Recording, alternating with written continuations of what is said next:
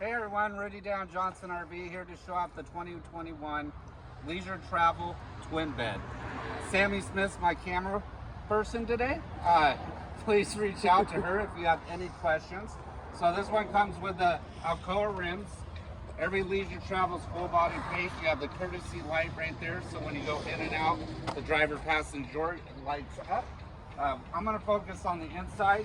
We've got not a ton of time here, but this is a great representation of what we do at Johnson RV.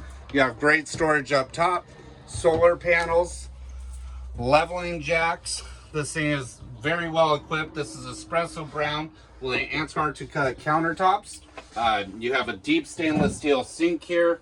Leisure Travel just builds a high quality coach, not mass produced, and we're one of 13 dealers in the US to help people buy these brand news.